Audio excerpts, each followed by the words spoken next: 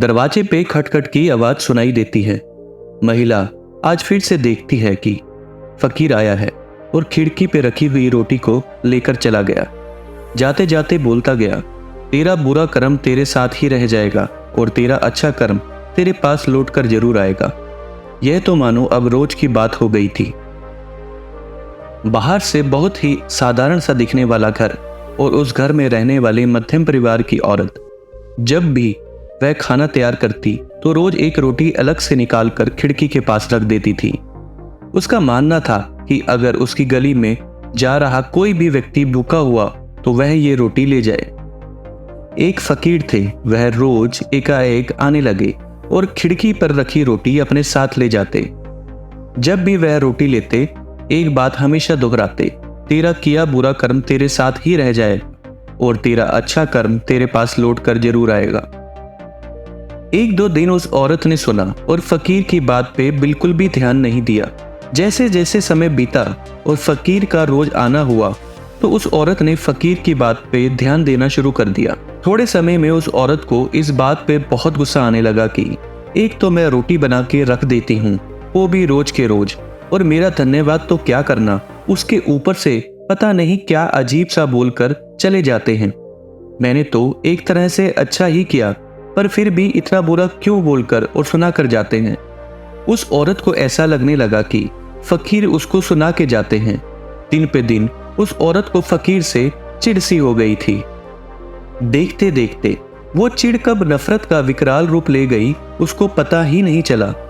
इस नफरत के चक्कर में एक दिन औरत ने फैसला किया कि अब बहुत हो गया, उस फकीर को सबक सिखाना होगा। उसने रोटी में जहर मिलाया और फिर रोटी को पकाया और उसको खिड़की के बाहर रख दिया। जैसे ही वह रोटी रखकर वापस आ रही थी, मानो उसके अंदर कुछ हुआ। उसको अपनी गलती का एहसास हुआ और अचानक उसका मन पलट गया। उसने अपने आप से सवाल किया कि यह मैं क्या कर रही हूं? किसी से इतनी नफरत कि उसको मारने की सोच रही हूं। वह वापस खिड़की की ओर गई और रोटी को वहां से उठा लिया। उसकी जगह उसने ठीक वाली रोटी वहां पे रख दी।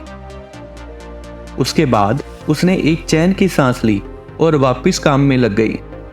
कुछ समय बाद फकीर आया और उसने वह रोटी वहां से उठा ली और फिर बोला, तेरा बुरा कर्म तेरे साथ ही रह जाएगा और तेरा अच्छा कर्म तेरे पास लौट कर जरूर आएगा। इस बार औरत ने फकीर की ये बात को अनसुना किया और अपने काम में लगी रही। औरत का एक बेटा भी था जो बहुत दिनों से शहर में काम की तलाश में गया हुआ था। औरत को अपने बेटे की रह रहकर बहुत चिंता होती थी, पर काफी समय से उसकी कोई खैर खबर नहीं आ रही थी। औरत रात दिन बस अपने बेटे की सलामती की प्रार्थना करती रहती और चिंता में डूबी रहती। उस दिन अचानक दरवाजे पे किसी की खटखटाने की आवाज आई। औरत ने सोचा पता नहीं कौन होगा और दरवाजा जाकर खोला। जैसे ही दरवाजा खोला तो सामने देखा उसका बेटा खड़ा है। उसकी हालत बहुत खराब लग रही थी। औरत बहुत खुश हुई और अपने बेटे को गले लगाकर जोर जोर से रोने लगी। बेटा भी माँ के साथ रोया। बेटे को देखकर ऐसा लग रहा था कि जैसे कई दिनों से भूखा हो और उसने कुछ नहीं खाया हो।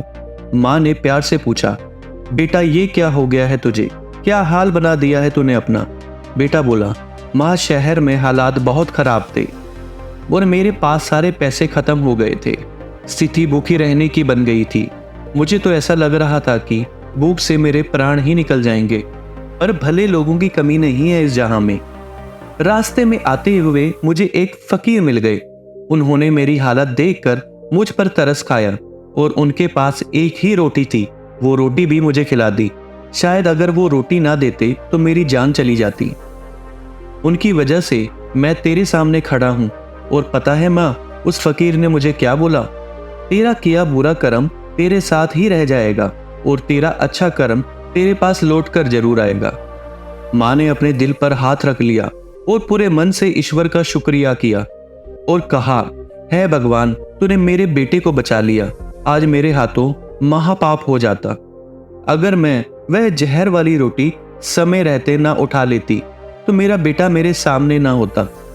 आज औरत को फकीर की बात का मतलब समझ आ गया कि हमारे अच्छे कर्म हमारे पास लौट के जरूर आते हैं। दोस्तों, ऐसे जीवन में बहुत बार होता है। हम कई बार लोगों का अच्छा करते करते थक जाते हैं और यह मान लेते हैं कि अच्छा कर्म करना छोड़ देना चाहिए, क्योंकि इसका कोई फायदा तो होता नहीं और ना ही कोई इसकी कदर करता है। लेकिन अच्छा कर्म करना कभी मत छोड़िए। कोई आपकी तारीफ करे ना करे, कोई आपके लिए दो अच्छे शब्द बोले या ना बोले, पर यह तो तय है कि हमारे अच्छे कर्म कोई ना कोई रूप लेकर वापस हम तक जरूर आएंगे। दोस्तों, हम आशा करते हैं कि आपको ये कहानी जरूर अच्छी लगी होगी। अगर आपको ये कहानी अच्छी लगी हो तो हमारे इस चैनल को सब्सक्राइब करें, हमारी इस वीडियो को लाइक करें और ये वीडियो अपने दोस्तों के साथ जरूर शेयर करें। धन्यवाद।